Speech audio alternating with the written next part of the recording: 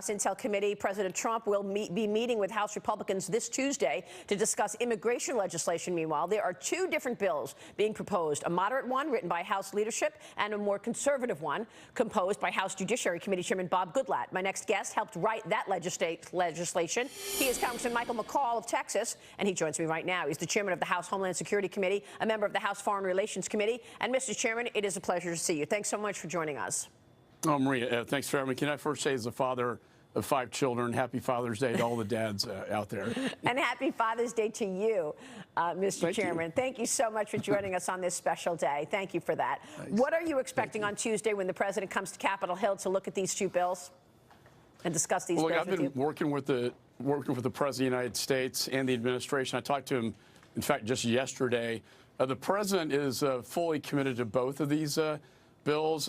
He's put the full weight of his office behind it. You know, the McCaul-Goodlatte bill, they both, I would say, provide the 4 pillars that I discussed with the president at that sort of famous roundtable discussion. Most importantly, from my perspective, Maria, it's got border security in there. It's got funding for the wall the president really wants.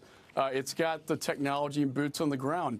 And the 4 pillars being ending chain migration, ending this random visa lottery system, providing border security, and a DACA solution. So I think, obviously, I'd like to see McCaul-Goodlatte pass on the floor, and we wouldn't have to get to a second bill. But if it gets to that point, I do think this is a historic opportunity to advance a conservative agenda that we've been trying to do for the last 25 years to structurally change the way we do immigration and make it more merit-based rather than random, and also get that border secure, because, Maria, the threats, as I get briefed by the secretary and the ICE director, potential terrorists and drug cartels and all the other stuff is real. Yeah, I want to ask you the cooperation you're getting from your colleagues in the Senate and certainly your colleagues on the left, because this is an issue that America wants taken care of, and it just seems that you get to some success and then it stops. Well, look, I don't think without the president's leadership, and I applaud him for doing this, and I applaud his team, without him coming to Capitol Hill on Tuesday, I don't think we'd have that sort of maximum pressure, if you will, to get us across the goal line. And right. I anticipate on Tuesday he's going to be the leader he is, and we're going to get something passed out of the House.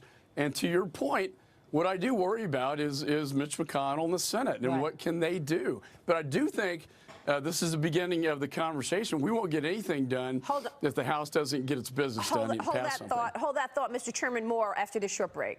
Welcome back. I'm with Congressman Michael McCaul this morning. In the wake of the historic Trump-Kim summit, President Trump tweeted this morning this: "Holding back the war games during the negotiations was my request because they are very expensive and set a bad light during a good faith negotiation. Also quite provocative." I'm back now with the Congressman Michael McCaul. And Mr. Chairman, what about that? Because after this historic meeting between Kim Jong-un and the president, a lot of debate over stopping the missile testing that has been taking place between the U.S. and South Korea.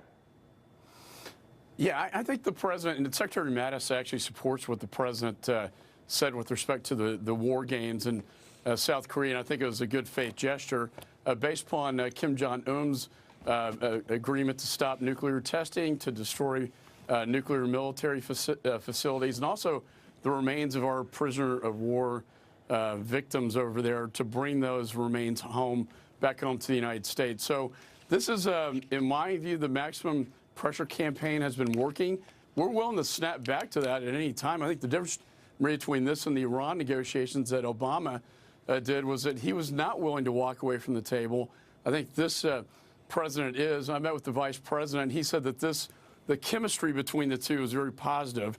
And I know personal chemistry is important to this president, but always have a healthy amount of skepticism when you deal with North Korea. They have deceived 3 prior administrations and presidents, and each time gotten concessions from us and then thrown the United States and the global community under the bus. Mm-hmm. And yet you've still called this meeting a monumental diplomatic breakthrough. I do. You know, I really do. I mean, Trump he's a different president. He's not going to give away the store. He's going to negotiate.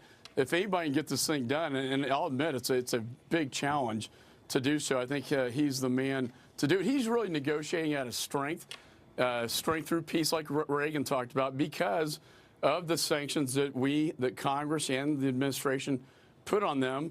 And also, you know, Kim Jong-un looks at his shoreline and sees our submarines and our naval ships. He knows that there is another option here, and it's not a pretty one. And he knows that this president is willing to exercise that if necessary. Of course, that's the path we would least like to see take place. Right. Well, we'll be watching. These is incredible storylines. Mr. Chairman, it's always a pleasure to see you. Thanks so much. Thanks, Maria. We'll see you soon. Michael McCaul joining us there. Tomorrow, the Department